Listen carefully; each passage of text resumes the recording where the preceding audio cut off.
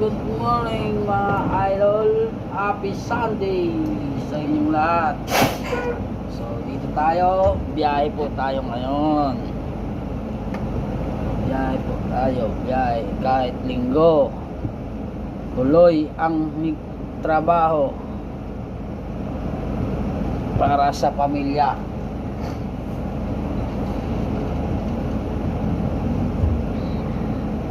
Please pakishare lang po ng aking video. Isang magandang karangalan na yun para sa akin. So ayan mga idol, oh.